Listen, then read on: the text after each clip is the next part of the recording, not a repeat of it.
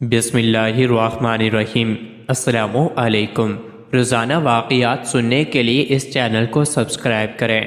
علامہ ابن الجوزی نے اپنی کتاب ضم الہوی میں لکھا ہے کہ ابو کعب نے حضرت حسن بصری رحمۃ اللہ علیہ سے یہ واقعہ نقل کیا کہ ایک فاحشہ عورت نہایت حسین و جمیل تھی جو 100 دینار لے کر برائی کراتی تھی۔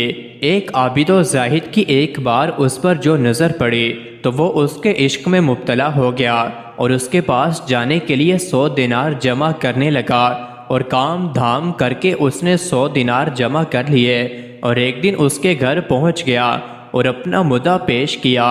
اس نے 100 دینار لے لیے اور بن سنور کر تیار ہو کر اس کے لیے آئی، اور جب وہ عابد اس کے ساتھ برائی کرنے کے ارادے سے ملا تو اس کو اللہ کے سامنے جواب دہ ہونے کا خیال آیا، اور وہ اللہ کے خوف سے کانپنے لگا اور اس کی شہوت و خواہشی مر گئی۔ اس نے کہا کہ مجھے چھوڑ دے تاکہ میں یہاں سے نکل جاؤں اور یہ دینار تجھے ہی دے دیتا ہوں۔ اس فحشہ عورت نے تعجب سے کہا کہ کیا ہوا؟ تو نے تو بڑی محنت سے یہ دینار جمع کیے تھے اور میں تجھے پسند آ گئی تھی، اور آج تجھے یہ موقع ملا ہے اور تو اس کو چھوڑ کر جانا چاہتا ہے۔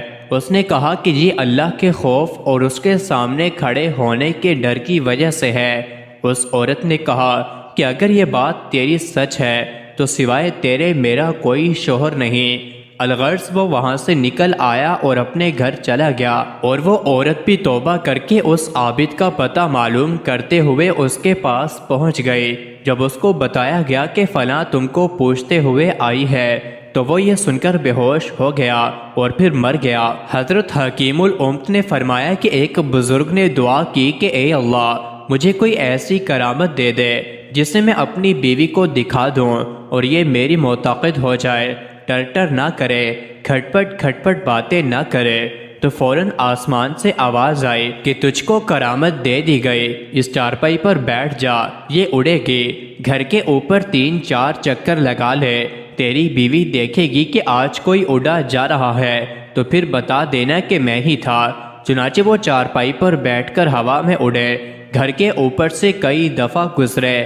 اب بڑھیا چشمہ لگائے ہوئے بڑے غور سے دیکھ رہی تھی کہ آج کوئی بڑا بزرگ آیا ہے۔ جب وہ بزرگ اتر کر آئے تو اپنی بیوی سے کہا، تم نے کوئی بزرگ اڑتے ہوئے دیکھا؟ اس نے کہا کہ ہاں دیکھا ہے۔